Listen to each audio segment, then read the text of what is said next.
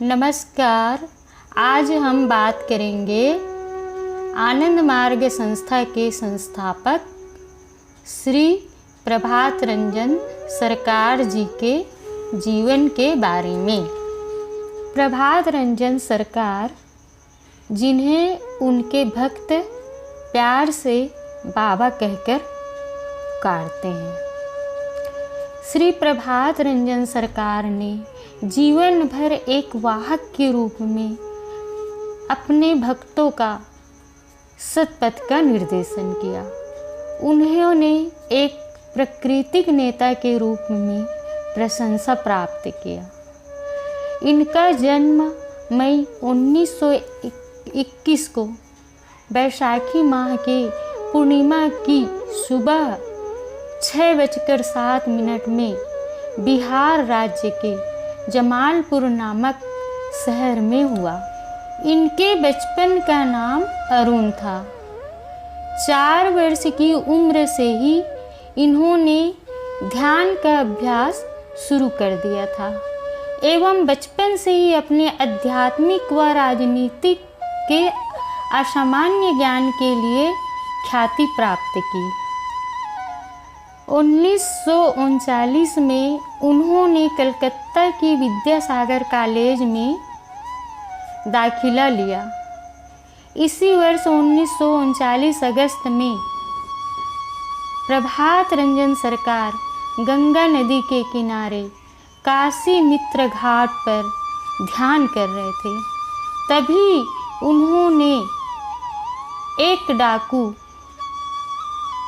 कालीचरण बनर्जी को प्रथम आध्यात्मिक दीक्षा दी व सन्यासी बनाया, जिनका नामकरण कालिकानंद किया गया। सन 1941 में उन्होंने ईश्वरचंद विद्यासागर कॉलेज से विद्या अध्ययन पूर्ण किया एवं पिता की मृत्यु के कारण परिवार की आर्थिक स्थिति बिगड़ गई, जिस कारण उन्होंने आगे की पढ़ाई छोड़ जमालपुर के रेलवे कार्य शाखा के लेखा विभाग में शामिल हुए। आगे उन्होंने दीक्षा देना जारी रखा एवं 7 नवंबर 1954 में पहली आध्यात्मिक सभा बुलाई।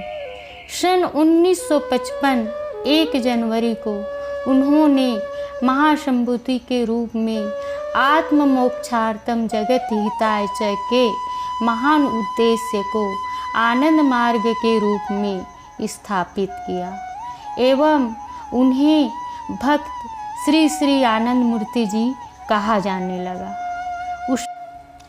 उससे जमालपुर की प्रसिद्धि भी विश्वव्यापी होने लगी। 1959 में आनंद मूर्ति जी ने पूंजीवाद और साम्यवाद के विकल्प के रूप में एक नया सामाजिक व आर्थिक सिद्धांत प्रगतिशील उपयोगी तत्व प्राउट दिया। इसी वर्ष इनका विवाह बंदेल में संपन्न हुआ। 1 मई 1962 में उन्होंने प्रथम अवधूत दीक्षा दी एवं इसी वर्ष बुद्ध पूर्णिमा को उन्होंने अवधूत गेरुआ वस्त्र दिया। तब से आनंद मार्ग के साधु सन्यासी आनंद मार्ग मिशन का प्रचार और प्रसार कर रहे हैं। 1962 में ही गढ़ जयपुर की महारानी ने 500 एकड़ जमीन आनंद मार्ग को दान के रूप में दी।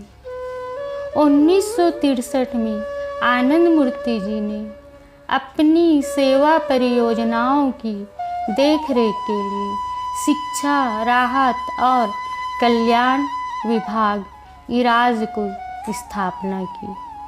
इराज की एक शाखा एमर्ट दुनिया भर में आपदा राहत प्रदान करती है और इसे संयुक्त राष्ट्र, रेड क्रॉस और विभिन्न सरकारों से कई उद्धरण प्राप्त हुए एवं इसी वर्ष इस जमीन का नाम बाबा ने आनंद नगर किया।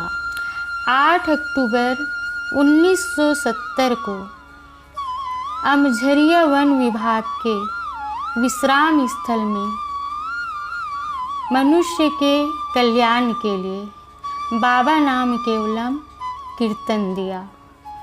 29 दिसंबर 1971 में इन्हें कुछ अनुयायियों के हत्या के साजिश रचने के झूठे आरोप में गिरफ्तार किया, जो बाद में निराधार साबित किए गए, बल्कि इंदिरा गांधी सरकार द्वारा इनके तेजी से बढ़ते संगठन को नष्ट करने की साजिश भी की गई। 12 फरवरी 1973 को इंदिरा गांधी केंद्र सरकार के आदेश पर जेल के डॉक्टर ने आनंद मूर्ति जी को जहर पिला दिया। इसे भक्त नीलकंठ दिवस के रूप में मनाते हैं।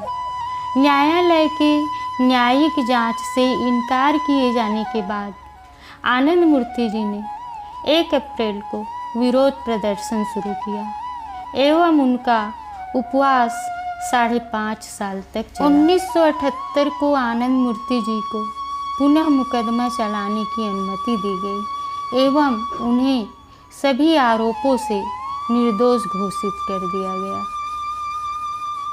9 अगस्त 1978 को उन्हें जेल से रिहा किया गया। 6 सितंबर 1978 में उन्होंने कौशिकी नृत्य दिया। 1989 में आनंद मूर्ति जी ने यूरोप, एशिया और उत्तर और दक्षिण अमेरिका में अपने शिष्यों से मिलने के लिए 1981 में आनंद मूर्ति जी ने 3 माह धर्म समीक्षा का एक कार्यक्रम आयोजित किया, जिसमें उन्होंने अपने सूक्ष्म आध्यात्मिक शक्तियों का उपयोग आध्यात्मिक प्रथाओं आदि के मामले में निर्देश देने के लिए किया। 1982 में आनंद मूर्ति जी ने नव मानवतावाद को दर्शन के रूप में पेश किया। यह नव मानवतावाद को सार्वभौमिकता के साथ सभी प्राणियों के लिए प्रेम को बढ़ावा दिया। 1982 14 सितंबर को आनंद मूर्ति जी ने प्रथम प्रभात संगीत दिया एवं 1990 तक उन्होंने 5018 प्रभात संगीतों की रचना की। 1986 में इन्होंने एक नया वैज्ञानिक सिद्धांत दिया, जिसमें उन्होंने ब्रह्मांड के बुनियादी निर्माण खंड को चेतना के उत्सर्जन के रूप में पहचाना, जिसे उन्होंने माइक्रोवाइटा कहा।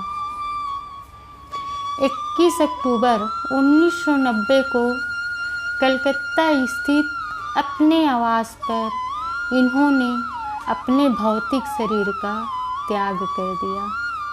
21 अक्टूबर से 26 अक्टूबर तक इनके पार्थिव शरीर को तिलजला में रखा गया, जिससे इनके विश्व के सभी शिष्य एवं भक्तगण इनके अंतिम दर्शन कर सके। My Lord exists, and my search for His glamour, my search for His grandeur is never ending. I am moving on to Him in moving along a never-ending path. This search for the great by the little is called mysticism.